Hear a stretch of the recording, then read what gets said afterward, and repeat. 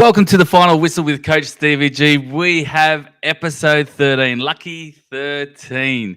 Well, some lucky for some, maybe not lucky for others. But I'll tell you what, we have a very, very special guest today. As I said last week with Chris in the final whistle, unfortunately, I've had 3 strikes, copyright strikes, so I can't play any of the music intros that I want to play. But I do have my usual spiel, my write-up that I've done for everybody. So I'm going to do that. But Phil, what song would you have wanted to walk out to? What would be that walkout song that's gonna say, it's just gonna scream Phil Garrard, aka Captain Grumpy? Well, we make mention of Scream, so Screaming Jets better.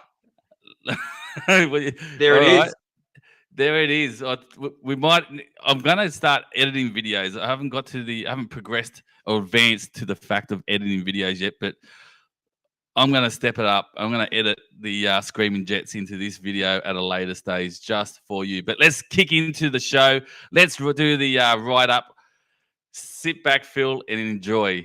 Drama doesn't just follow this bloke. It packs a suitcase, it books a ticket, and rides shotgun wherever you go. Back in the day, he was an elite swimmer, slicing through the pool like Thorpe on a mission. These days, his laps are more likely between the fridge and the couch. Summer at Phil's place isn't measured in days, it's measured in test match, overs bowled, and how long before the next beer. Phil loves his karaoke mic, but singing is like a tail ender against Shane Warne. You know it's going to end badly. But here's the thing, when stuff breaks, when plans go sideways, or when you just need someone to step up, he's there in a flash. The bloke you can call, the bloke that shows up. Some call him Captain Grumpy. We just call him free entertainment. Phil Garrard, welcome to the final whistle. There you go. Coach Stevie G, well done, mate. Great intro. Thank you very much. Yep. I'm gonna openly admit I sat down about 45 minutes ago and go, holy shit, I haven't done the intro for the final whistle. Usually I'm days ahead, but I hadn't done it it would have been about an hour ago. So thanks whipped up some ideas. Thanks to ChatGPT, we were able to pull it together within the hour. But there it is, Captain Grumpy's intro to the final whistle. Now, do you watch these final whistles? Are you across what goes on? I'd say, I reckon at least 75-80% of them I've watched. Yeah, very good. So you know what you're in for. The odd one here or there, but in the main, yeah. Well, the chat's gone absolutely wild. I don't even know if I should go through it yet. We could be here all night, but I will, just because it's Lisa Muras. So she's saying gravel rash will be nice, but I'm not sure what that's referred to. She said, hey, Phil, Ben, can't wait until Saturday. That refers back to the Parramatta Grand Final in 2009 against Melbourne, where Lisa was being a smart-ass bitch and giving it to us Parramatta Eels supporters because we lost. And in short, I basically said, I'll give you a gravel rash. Keeps going like that, she'll get gravel rash. Gotcha. Well, she's continued the sledging because she said that Ben's looking forward to Saturday. So I'm assuming, because I think I threw you under the bus last week, I'm assuming you haven't passed the invite on to Ben. Ben Muras, Saturday. No, if I was going to be very honest, only told one other person, and that is my daughter's father-in-law, who's loves a good bourbon, loves a good scotch and co. So I thought, well, who better to invite than Draghi? Jet. Sorry, Ben, my brother, but unlucky. Jet, he won't be watching, but good bloke. I'm looking forward to Saturday. Should be good fun. Now, Chris is jealous for some reason. Not sure what that's about. My TV screen just cracked. Oh, my God. This is going to go crazy. I'm going to suggest that if you're interested in the chat, just jump onto YouTube and have a crack at what's going on here. Thank God it's free. Nobody's paying for that entertainment. You still have to okay. Gravel rashes seems to be a thing. All right, let's kick into some of these questions, or we will be here all night. Although we can be here all night. You know what, Phil? There is no time limit. There's no football on tonight, so mate, we can make this a 2-hour show. I'll get I'll get up to the amount of views and likes or subscribers or whatever you need to start making this a financial thing. If we just dribble on it. Start doing hashtag Garrard's Gold Footy Tipping, and mate, we'll start trending. It'll be all good. There you go. What holiday plans have you got coming up, Phil? What's the family been up to or going to be up to? Well, that's a very good question, mate. Karen and myself are heading out to Mudgee at the end of September. Yep. A couple of local friends. Just a weekend gig, so that'll be nice. And I believe there could be a Brisbane trip coming up a little bit later in the year. But in relation to travel, that's about the long and the short of it, my man. Yeah, good. Well, there has been that rumor of a carnival cruise. There's nothing cemented in, but I want to see the Garrards get out on this carnival cruise, and if we don't cause it to happen, it won't happen. So let's plant that seed and water it, I reckon. All right, that won't be a problem. However, there is a request.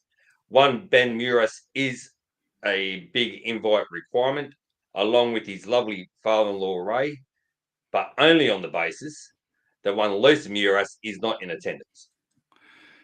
Okay. Yeah, well, does she like a boat, Phil?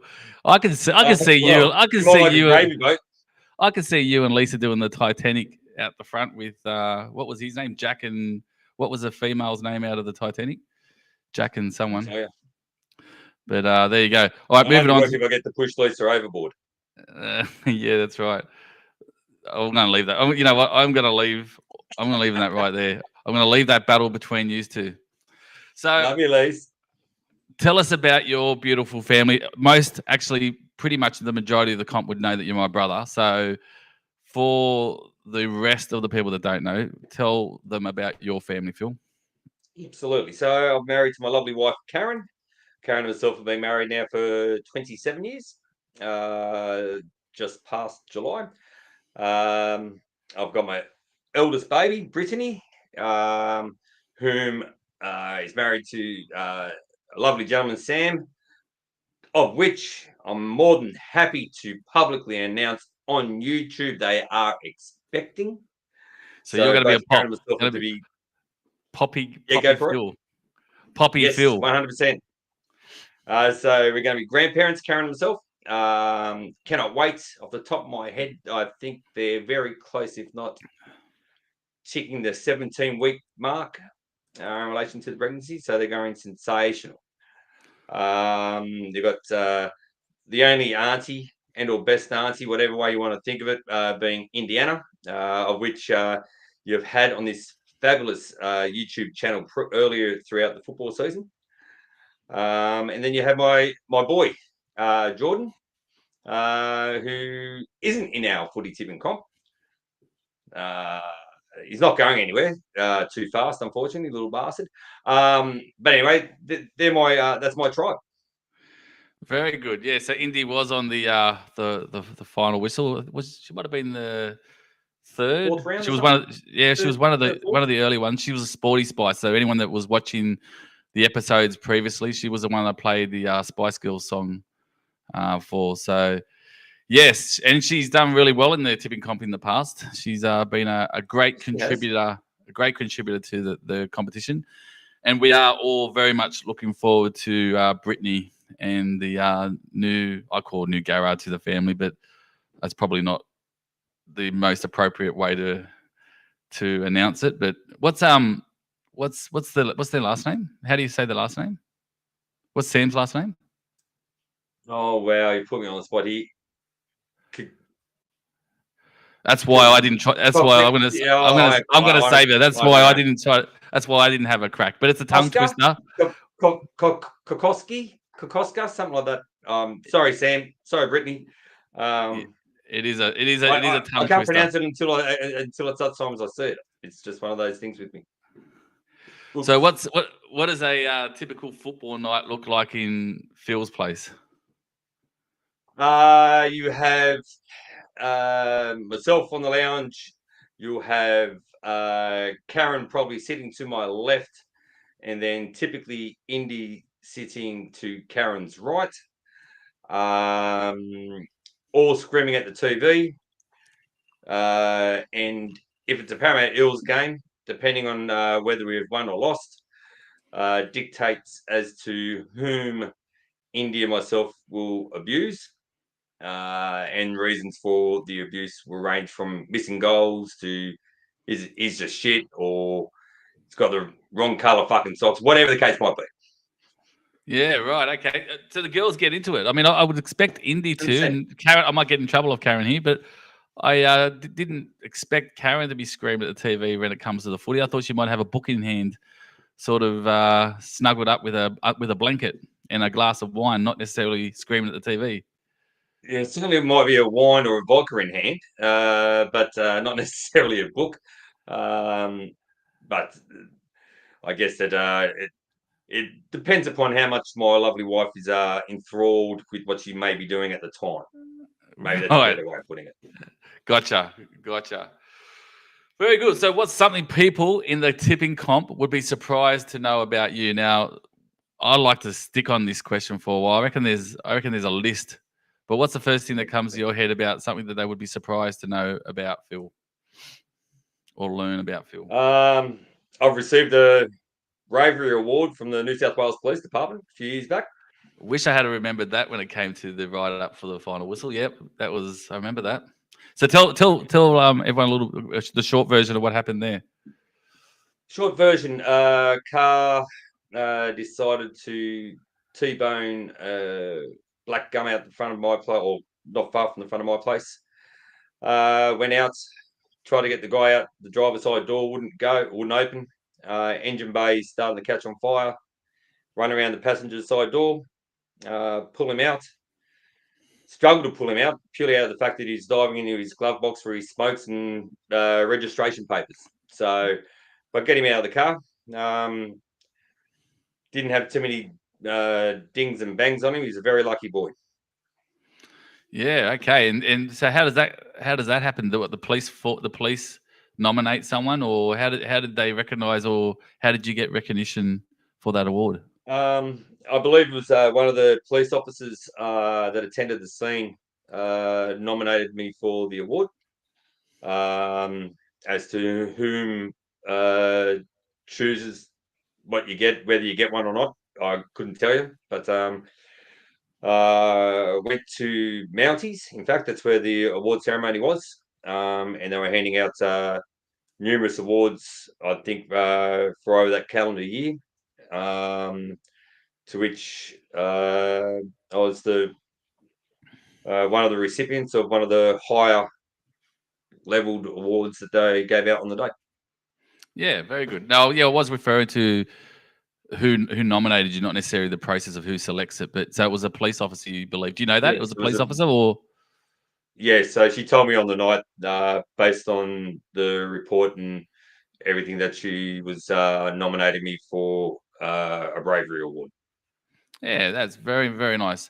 And what does that look like? Is that a framed certificate? Like, what did that come in? Yeah, it is a. Was it framed? I can't remember whether it was physically framed or not, but it most certainly is a certificate with a description on the events, and then signed by whomever it is, commissioner or whomever it may be. Yeah, very good. So, what are we up to? What do you get up to in your free time, Phil? What's your hobby? Your hobbies? Your second love, which is I think where you're going to head with this question. Yeah, so I'm a cricket tragic. So some would say, especially my lovely wife, would suggest that cricket with me is 12 months of the year, and it's not incorrect, but it's a great passion of mine. I love playing it, love watching it, love coaching it, and I'll continue to be in or around it until pretty much the day I cark it, I reckon. Okay, so I want a little bit more than just cricket, because cricket's, even the people that know you, I think, would know you're a cricket lover. But what's something a bit unusual or unique or left field? I mean, I think of one, and you can use this while your brain's ticking. But the whole thing about pigeon racing in I our was thinking family about in that the one. early days, that's unusual. Do you want to elaborate? Yeah, so I think it was about 12. Found a pigeon out the front of the house, and one thing led to another, and then started racing pigeons. Did that for a few years until I moved up to the mid-north coast, and Dad continued doing that for a while. What's something else? You touched on a little bit earlier as well. I love to sing. Don't mind picking up the guitar. And you think I'm a bad singer, I'm a terrible guitarist.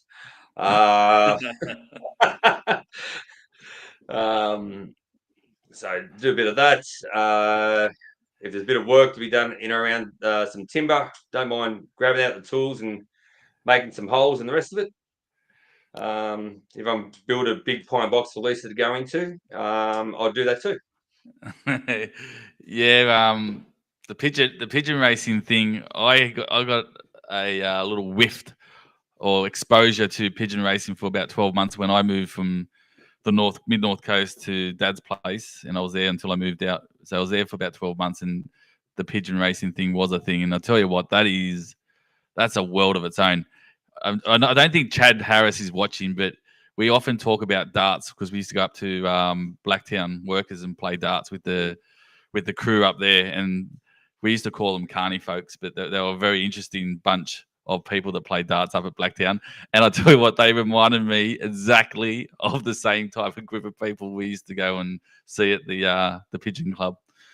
Here's But the thing, yeah, Steve. very I think funny. I reckon your dart players have got more teeth than what the pigeon Ooh. fanciers do, mate. I don't know.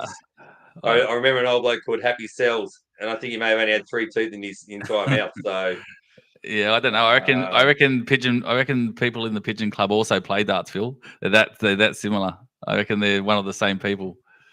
But anyway, pigeon racing. If you haven't Googled pigeon racing, I'm sure there's a great video out there that'll fill you in on all the intricacies of pigeon racing. It's worth the watch. It's very, very funny. So what's going on flying here? rats, as locals call them, road peggers is what I used to call them. But when you get birds that have been sold for hundreds upon hundreds of thousands of dollars just because they're able to go from point A to point B and not get lost, you can get a bit crazy. Definitely. Now I'm just reading some of these chats, and I'm not following it, so I'm sure there's already conversation that's happened that I haven't got up to. But you've been mentioned about playing lawn bowls. I'm assuming that's relating to you. And then Ray's talking about how big's a jockey. So the pigeon racing. I don't know what that one's about. I think he's assuming pigeon racing that he's just having a bit of a laugh about horse racing and pigeon racing and how big's a jockey. Maybe I'm not sure. Yeah, he is. He's a Jones. he's special. What's the Karen says? Mind you, Ray Jones is a pretty good bloke. I like him. I rate him. He's all right. On the end, he's a rat bag. Don't worry about her. Ray does go all right. Not like he's West Tigers. Not like he's West Tigers though. You're going nowhere in life. Although that's a bit rich from a Parramatta supporter when they're on top of us on the ladder. So I should really shut up. But it's the only comeback that I can actually get Ray on, and it's not even a good one this season because he is a top bloke. All right, there is questions here. There's more questions. What do we got here? Do you go to many games, or do you prefer to watch it from the lounge room? I most certainly am a TV watcher. Not the fact that I don't enjoy going and watching a live game. It's purely out of comfort and ease. So whether it be at a pub or in the lounge room, that you won't see me too far away come a Thursday or Thursday, Friday, Saturday, Sunday if there's rugby league on the TV. Yep, and you've got. I thought that would be the answer. There's been no surprises in your answers yet, but I am looking forward to the next few questions, or probably all the questions from here on, because I don't know if I know the answers to them. But you are going back onto the live football. You are going this Saturday to watch the Parramatta Eels absolutely smash and upset the Sydney Roosters and crush their hopes and their seasons to be able to make the 8. Oh, did I say that out loud? I thought I thought that was the internal voice, but I must have said that out loud. Barbecue chooks all around, I say. We're going to be 17 of them. 17 on that field on Saturday night. 17 barbecue chooks. Season done and dusted. There'll be chicken gravy, chips, all served to all the Parramatta Eels supporters. It'll be sensational. Even a Tiger supporter or two, I reckon, will be happy to jump in on a chook. I will do a community announcement specifically to the Muras family. If the Parramatta Eels do beat the Roosters on Saturday night, put your phone on mute. Or actually, turn your phone off, because we're going to be quite merry, and I don't think we're going to be able to hold back. We'll unleash the fury. So yes, there's a warning to Ben. Put your phone on silent or turn it off. It will be a good one if we happen to somehow manage a win, which I don't expect to happen, to be frank with you. The Roosters are playing well. But that's enough about the Roosters. Right, so we're going to move into some of the more football-related questions, and I'm actually really interested in some of these. I was reading through them today, and I'm really interested to hear your thoughts on some of the answers to these questions, because I think I know most questions when it comes to you, but some of these football ones I'm not quite sure on. So let's get into it. What's your best football memory as a fan? Actually, no. Yeah, we'll do that. We'll do that one. I've read it out. There's one before it, but let's go with that one. That right there. 3 in a row. Do you remember it, do you? So how old were you? How old were you in the 80s, like the mid 80s, or early to mid 80s? So the first time Para won, I would have been 7 or turning 7. 7, so 7, 8, and 9. Oh, sorry. Turning 7, turning 8, turning 9. Okay. And so when you say that they're your best memories, the 3 in a row, or the grand final wins, what do you remember about them? Like what I'm assuming Dad would have taken you to a backyard barbecue bash somewhere, or what do you remember about the grand final? Well, I was lucky enough when the Eels didn't have the old Cumberland Stadium, because we partied too much in 81. They were training at Granville Park. Wasn't it the 86 grand final they burned it down? The last grand final? Yeah. No, the first 81. When their first grand final. Are you sure? Maybe you might have been right. Anyway, they burned it down. But go on. Actually, no. Sorry, it could have been the 83. Sorry, it might have been 83 at the top of my head. Anyway, when they were training over at Granville Park, it might have been the 86 grand final. Years meld into each other. Either way, I was lucky enough to get into the change rooms. Got some signed stuff on grand final day before they went off to play the grand final of the SCG. Yeah, wow. Dad would have been a council or an alderman then too, wouldn't he? Yes. Because he started in 78, I think. Yes. I think he started when I was born. He was a councillor in September of 74.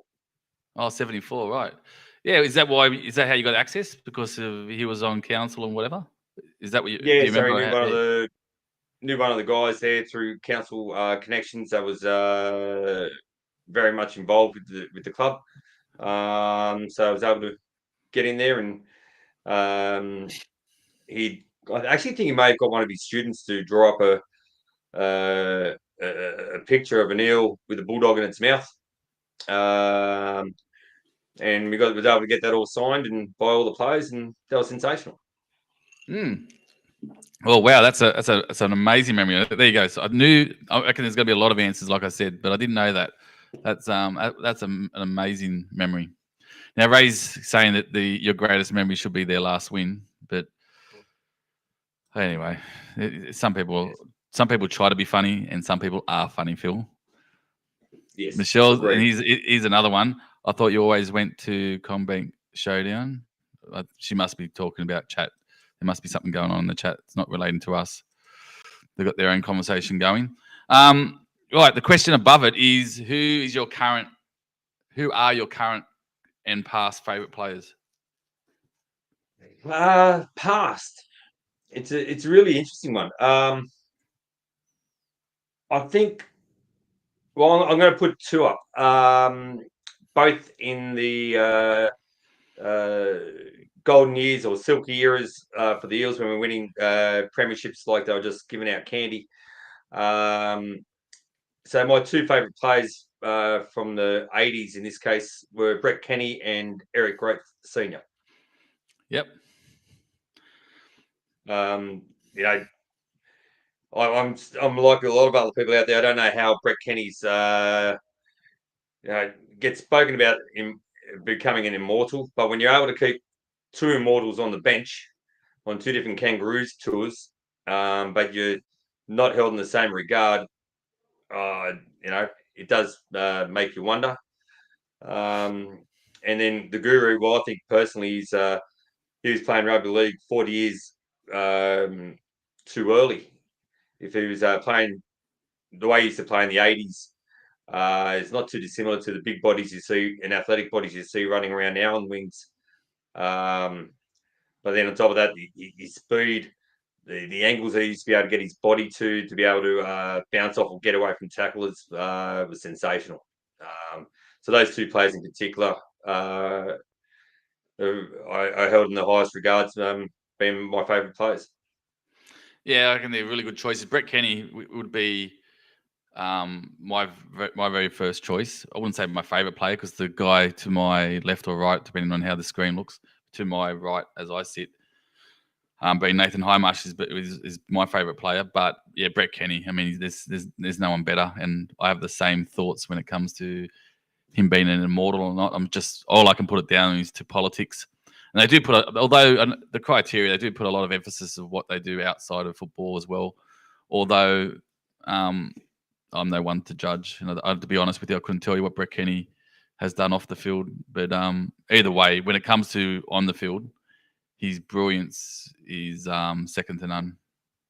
I mean, if Brett Kenny could actually talk and not mumble, I reckon he'd get a lot more gigs out there. But he's not one for his. He's not noted for his words, being a wordsmith. Let's put it that way. Right. Very good. All right. So Michelle's got here. I've been clicking away. I'm not really following the chat, but Phil's losing views. He's gone from 11 to 8. Okay. Three people had to go to the toilet, Michelle. She's well and truly on top of the sledging tonight. Moving on to the second question. I've done that one. What's your biggest heartbreak in footy? I'm not talking about your girlfriend back in the day, Phil. I'm talking about football.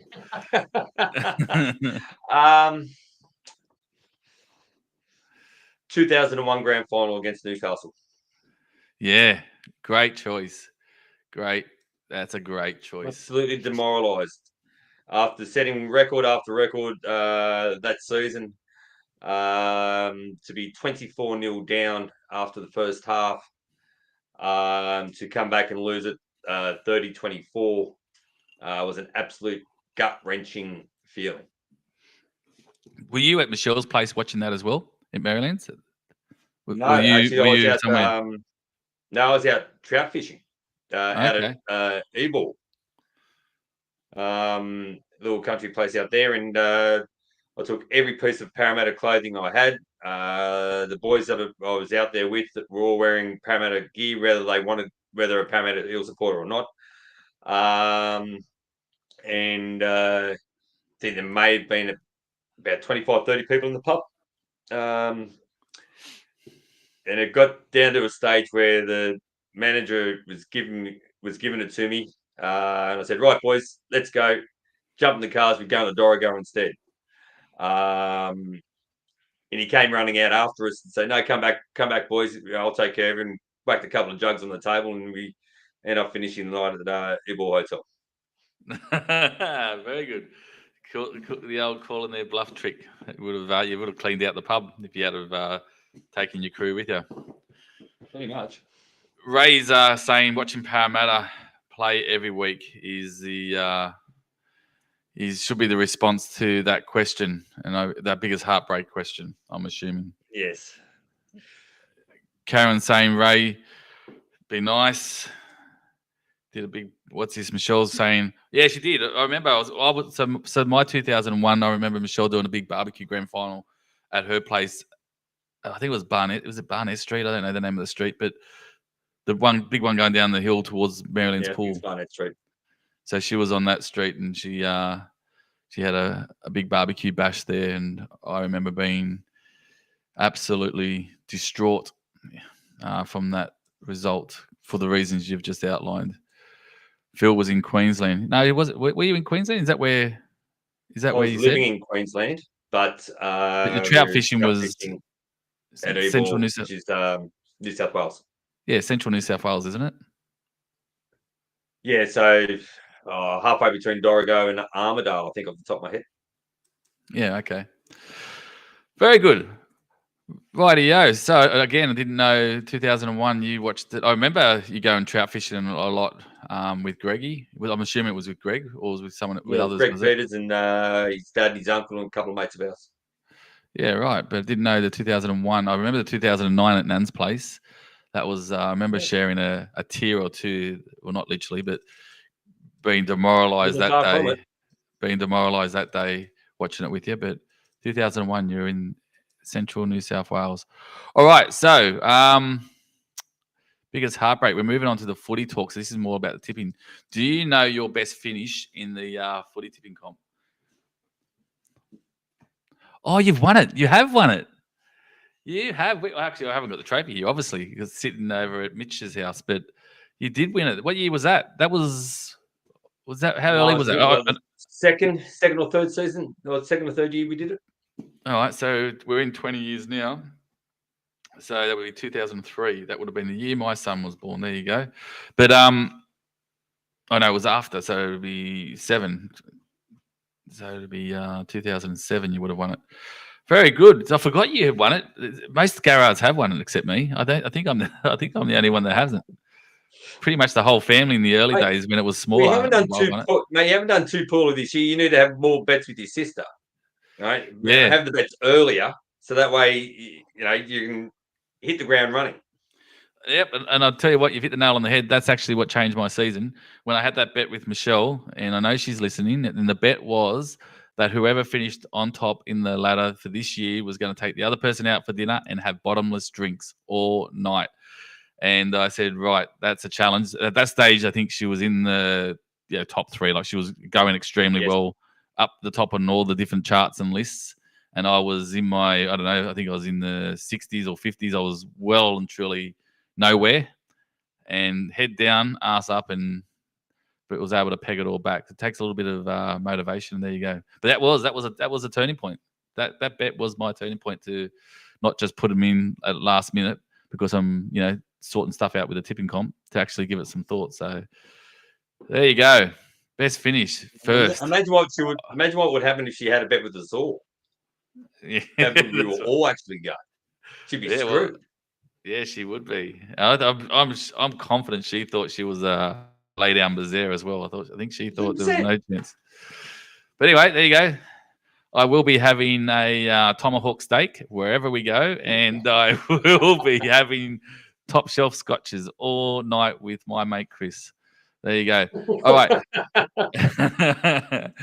Just let me know where it's at. And I'm happy to pay for my own, but I just want to see Michelle fork out for it and pay the bill. That would be sensational. That would be awesome. Next question. Who's the one person in the competition you want to beat? Now, we touched on this at the start. Did we touch on it when we were live? I know we touched on it before we went live, but there has been a lot of sledging. There has been a lot of answers given by a lot of people in the final whistle. Yep. So we're in the 13th episode. I reckon at least 10 of the 13 have all selected you for both either this question or the next one. So this is your chance to set the scene or set the record straight, Phil. Who's the one person in the comp you want to beat? You know what? Actually, not one person. I'm going to say who's the main person, but then you can start throwing everyone under the bus if you want. Who else do you want in there? I know there's not too many rounds left, but I'm still hopeful. Deputy Lord Mayor, you're stuffed. I'm coming for you. There's enough time. Trust me, there's enough time. I've got you. There's I just definitely got to do rounds where I don't get 3. there's definitely enough time. Do you know where you are at the moment, where she's? No, I had a terrible Mich- last 2 rounds haven't been the best. So I reckon Michelle's probably now just inside the top 40. I reckon I've dropped back to about 60th. I reckon. Haven't had too good of the last 2 rounds. I'm not going to have a look, but I don't trust Michelle if I ask her to do it. Karen or anybody that's on the chat, if you can have a look at, tell me what ranking Michelle is, and then also tell me what ranking Phil is. I want to see how far away. That could be something to track over the coming weeks as a bit of a side gig. I like it. I like it a lot. So Michelle, she's about, she's got me over the last couple of rounds, which has hurt. That she's saying she's 32nd. So where did you say you were? Oh well, I'll tell you. Now let me scan. But Michelle's got that up. She should be able to see me. I want to know. I want to know the points more so than the rankings. I want to know how many points you're on and how many points she's on. 105, and I'm 55th. So 10 points. Yeah, it can be done. 10 points. Did you say? What did you say? 105 and what did you say? Michelle's got 115. Surely. Oh, sorry. I thought you read out both scores. What did you say you are? You're 105. No, sorry, I'm 106. So she's 3 points in front of me. Oh God, that's you can catch that up this week. Which is what she got on me last week. Yeah, there you go. Well, you've heard it here first, live on the final whistle. The person that Phil wants to beat is Deputy LM. Nobody else you want to add to that list, Phil? Oh well, Jason. That's love to beat Jason. Slatherpuss, or he's not Slatherpuss on the comp. I'm not sure what his name is. All I know is he's not putting his tips in for the last 6 weeks or so. Garrard, I've got him covered, so that's good. Not that I'm wanting to beat this individual, however, it's always nice to be in front of your daughter, I guess. So I've got Indy covered. Lisa Muras, well, that's a lay down there. Did you say that? Yeah, Lisa Muras. I thought that's what you said. It'd be nice to beat Jacko too. It'd be nice to beat yourself for that matter. But I mean, let's be honest. Hardly even any of those things will occur, unfortunately.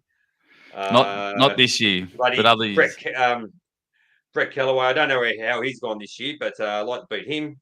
Greggy Hanna and Ali. Let me tell you, don't mind beating you two buggers too.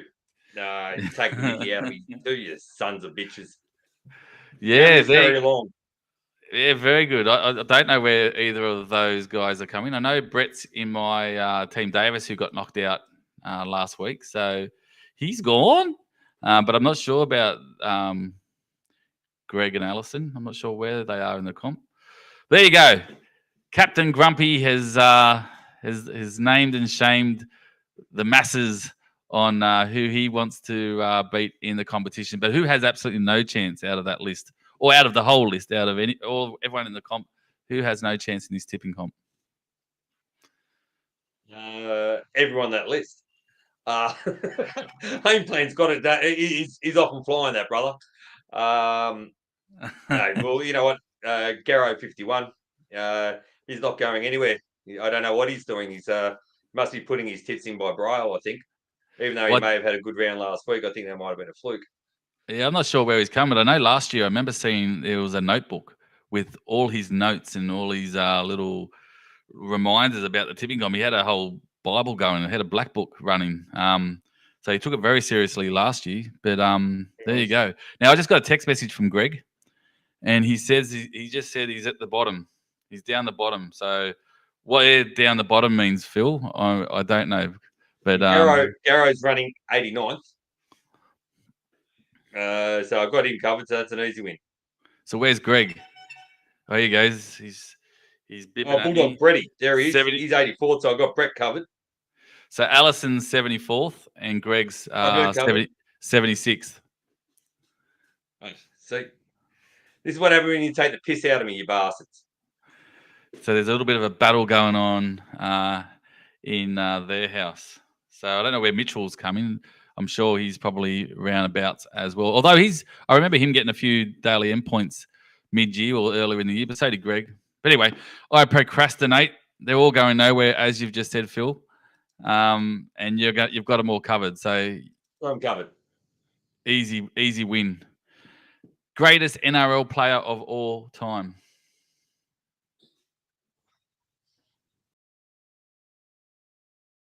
Well,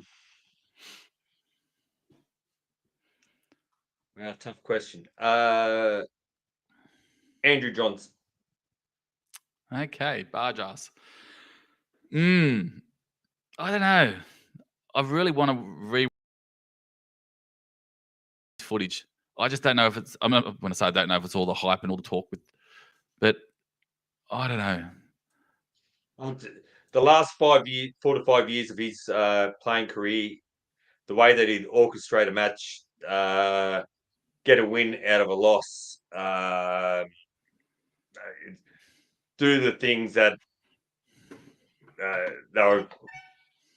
When you'd have 3 players in front of him, dummy left, fake right, and all of a sudden the path would open up like the Red Sea, just like Moses was going through it. So things of that nature. His kicking game. I mean, if he decided to take his goal kicking seriously when he was a younger bloke, he's probably going to be, it would be close to being the best goal kicker that was running around.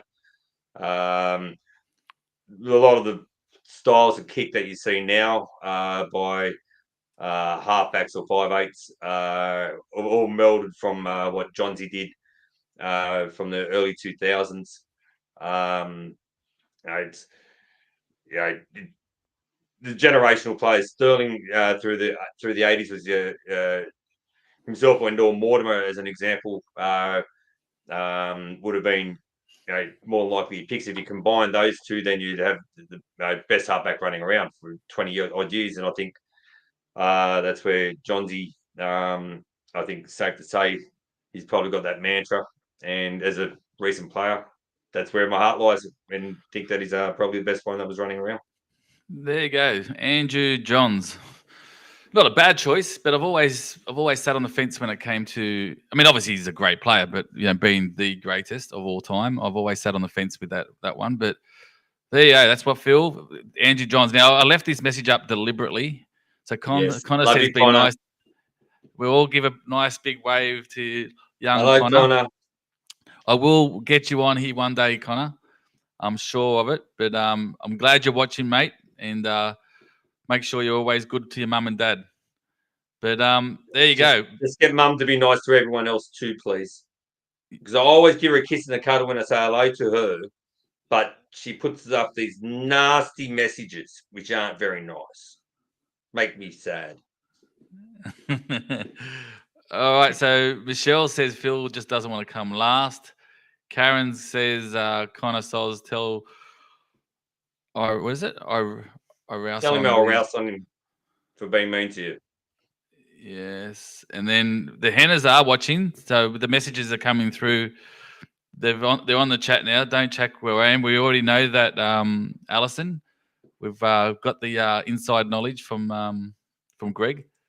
So Benji Marshall, Ray reckons Benji Marshall is the best of all time. We're gonna get you on this final whistle, Ray.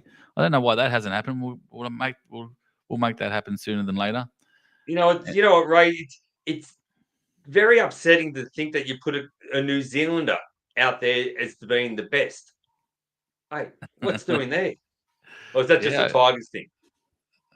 It must be just the Tigers thing, and he's left the other. He's left the other L, the loser, off the back of the Marshall. He's only got one L there. He should have two. Should get points deducted for wearing the jersey or the jumper. That's coming from Alison, and Karen says, "Hi, Al." It's a bit of internal conversation. Taking points off there. Hi, Karen. All right. Lisa says, "Thank you. You all made his night. He was so excited. I'm glad. I'm so glad, and I'm glad he's awake watching the final whistle, the best program on YouTube." Right, moving on, Phil. We are actually already in the rapid fire round. As if you didn't notice, this is rapid fire questions that have been thrown at you left, right, and centre. The best current player in the NRL. Is there one? There has to be. Who's currently playing that you think's the best currently? So out of all the players, it's not necessarily the best in Again, the. is there? Yeah, definitely. Has to be one. The best. Not necessarily this season, just that's currently playing. Currently running around. I mean, everyone. A lot of people say Cleary. Clint Gutherson. No, it won't be the king. If it was who's got the biggest heart, I'd say Gutho. That without a shadow of a doubt. Best. Young Jai gave it a good crack last week against us, having a big heart. Payne Haas. Yeah, okay. I reckon he's right now career best form, absolutely devastating, and I don't think there's a better all-round footballer in relation to their set position than what Payne Haas is right now. Yeah, I think he's in front of any other forward that's running around. Yep. True words have never been spoken. I totally agree. He's leaps and bounds. He has sort of come and gone with it, with a couple of niggles that he's had, but Haas at his best, he's unstoppable. My assistant coach says drama. If you missed that, Karen's backing it up. Actually, was it Beck? I think it was Beck. Said that I should have opened with your famous saying, or it might have been Jack. I can't remember who it was. Do you know what that is? I'm not going to try to do it because I didn't think I could pull it off, which is why I didn't do it with the start. Wow. Oh mate, there's a couple. There is. They changed throughout the years. So, give me a hint. Wow. Is that how you do it? What? Oh. Yeah, the audio didn't come through. I'm sure that was very underwhelming for those watching. Benji Marshall gets another mention by Mrs. Henna, by Ali. There, that is Shell, and there's another bit of conversation going on. There it is. It was Beck. I'm sure it was Beck. Now she's thrown it in there. All right. Connor's waving at us both, so we just had a message sent through that Connor's loving the show. So for those that don't know, we might remember that Lisa was on the final whistle as well, and she shared her story with her young bloke Connor. So how old is Connor? Is he 3, 4? So young Connor is watching live on his big screen at home. Right, back to the questions. Biggest grub in the game, Phil. There's been a lot of Benji Marshall comments in the chat. So are they referring to this question? I'm not sure. I didn't know if I read that out earlier. Biggest grub in the game right now. Just a tough one.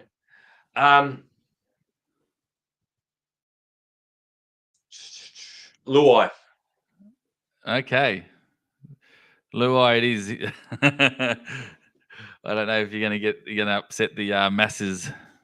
I do understand. Yes, the West Tiger supporters out there aren't going to like me too much. However, I think Ali and Ray won't be impressed. Luai annoys the absolute bejesus out of me. I don't like the way he plays his football. Fair enough. I think Richard, also a mate of mine, watches this, and he's a fanatic Tigers supporter as well. Hey, Phil, don't forget your sermon. Yes, I was going to put that in the opening about Phil's sermon. There is video record and evidence of Phil's sermon at the Greystanes Inn. Do you want to tell the story, or is it not worth sharing? Go for it. No, I reckon you should tell it. I mean, I think it'll come better from the eyes of the beholder than what it was from the deliverer. Yeah, it's not so much a story, but what actually happened was we had a big night out. It was a massive night out at Greystanes Inn karaoke, and after a full belly of alcohol, Phil decides he's going to stand up. I don't know why you stood up and gave the sermon, but you did a big speech like you were 5 families. Yeah, but what was the justification for you pretty much standing on the table to deliver this big priest delivery of a speech. I think it was something to do with Michaela, truth be told. They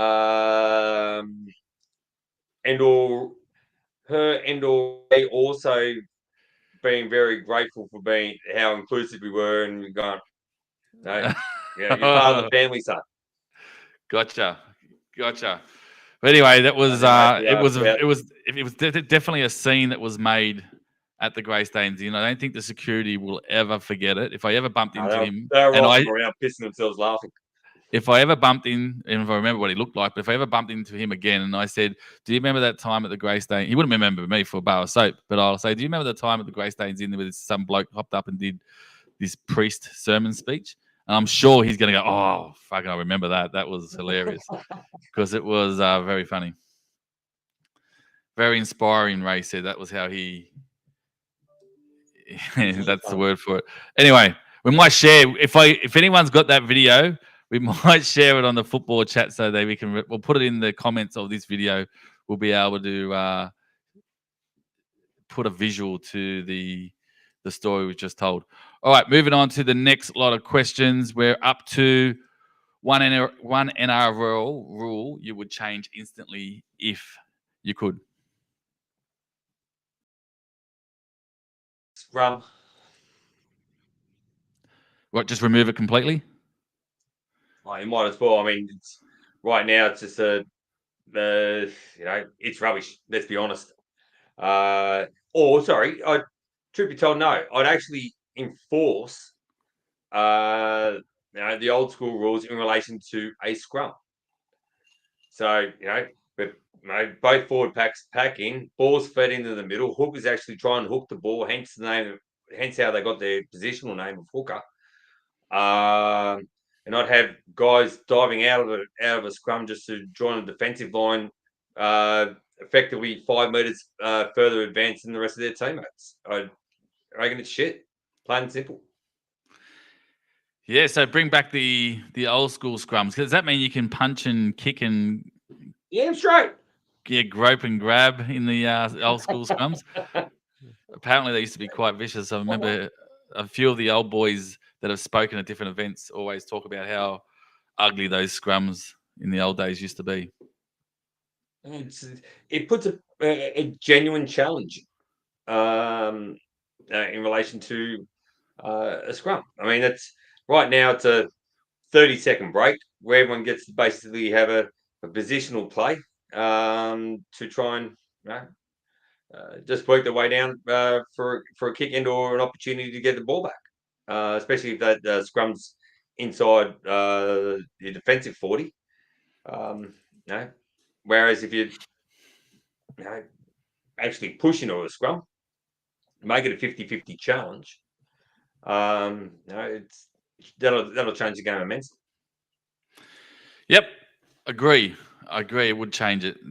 The set plays too would definitely change the dynamics of a scrum in a stoppage to then go into a set play in the way in which those scrums are being currently adjudicated. Golden point or extra time, Phil? Extra time. Love it the way it is. Yeah, I go extra time. So there is a caveat to this. I'm a fan of a draw throughout the regular season, but I'd like to go back to the old school extra time, not necessarily golden point when it comes to finals. Okay, extra time it is. Best bet of the round. Have you had a look at this week's round? Do you know who's playing? Who would you have as your best bet? I don't, but I'm going to go a little bit off the track of rugby league here, and I'm going to say head-to-head, pick South Africa to beat Australia in the next one day up in Cairns, because right now the Australian one day squad is shit. I don't know what the selectors are doing, but they're not picking the best players. So go the Southers if you want a winning bet. They'll beat Australia in the next one day. So off football, but onto the cricket. Your best bet is the South Africa in the cricket. Jacko, Moko, Tattali, TT, Toto has just joined the room. No. Very important question we just had answered there, Phil. Live on YouTube. Have the dogs been fed?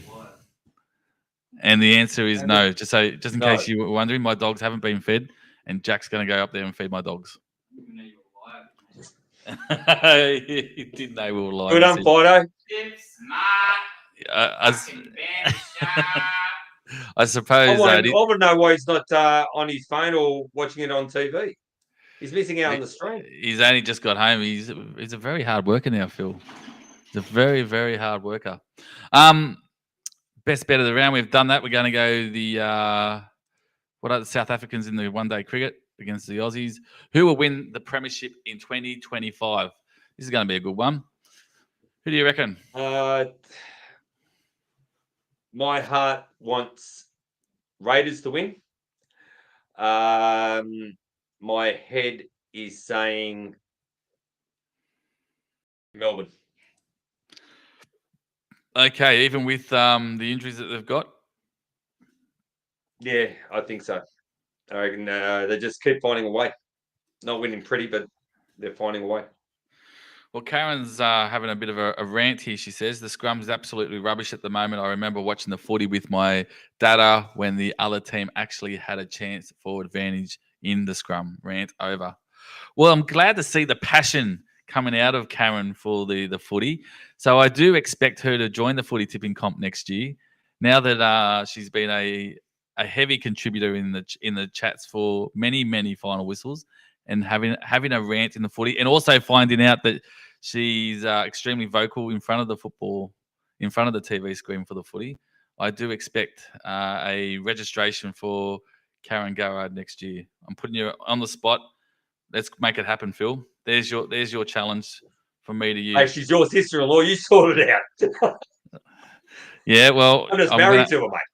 I'm gonna have to come up with a game plan and put it into full swing. Might have a little side bet with her or something. Anyway, I'll work it out. Moving on to the next question. Who will get the wooden spoon, Phil?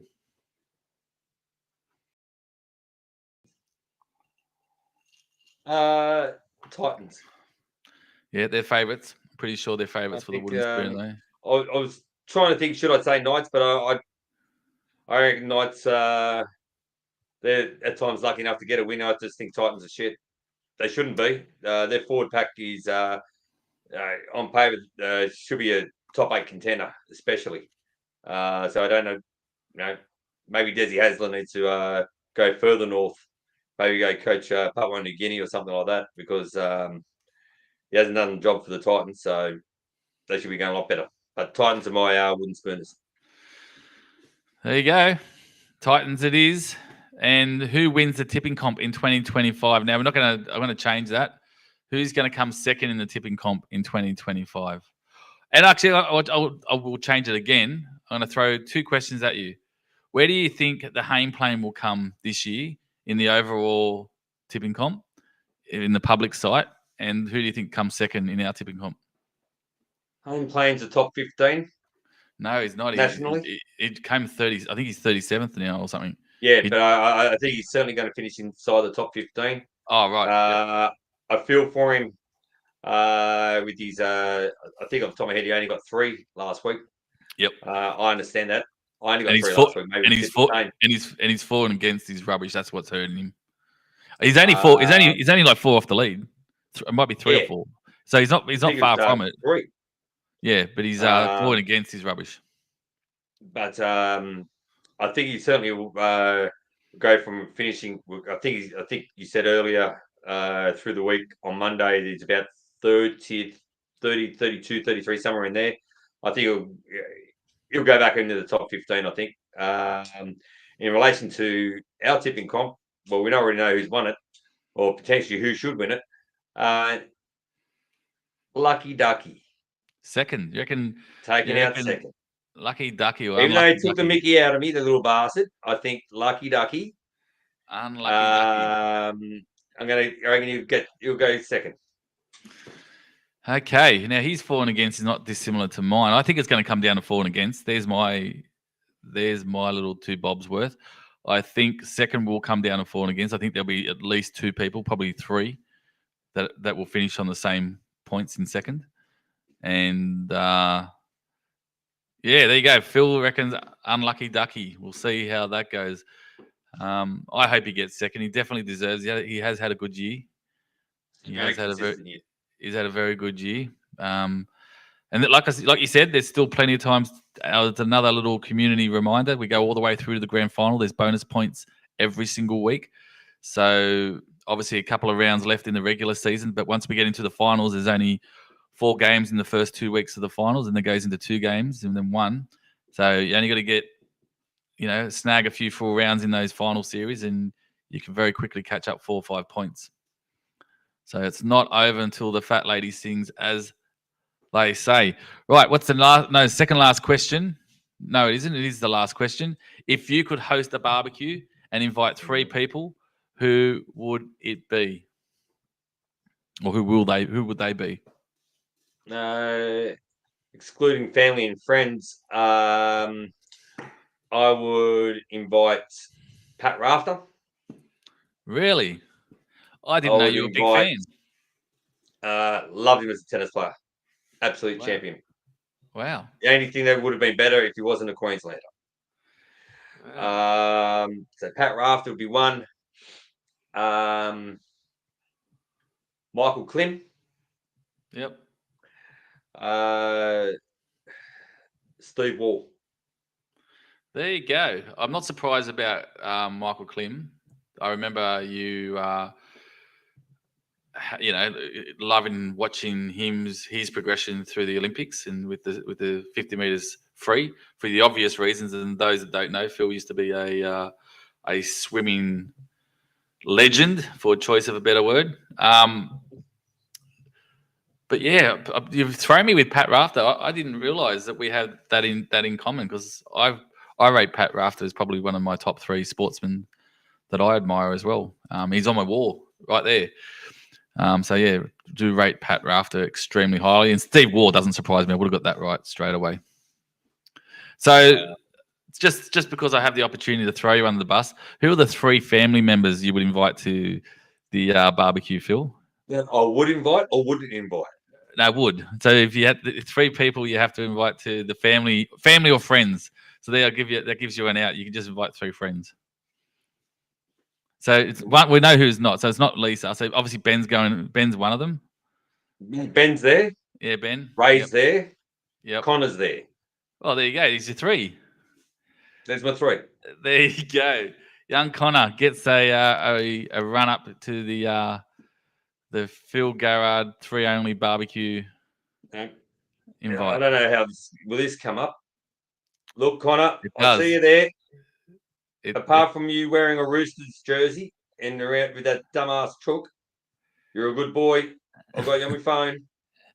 So what are we cooking on the barbecue, Phil? You was talking about chicken before. There we go. You've heard it here first. That's it.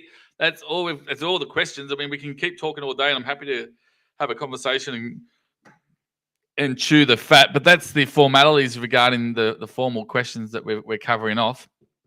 I don't know who we're going to have on next time, but I will be doing a few phone calls out there. So when I know more, I'll let everybody else know. Don't forget to get your tips in. Obviously, Thursday night, there is the game. Good luck to those that are in the teams comp that are left and haven't been knocked out. But as I always say, keep your tips smart, your banter sharp, and remember, it's all fun and games until the final whistle.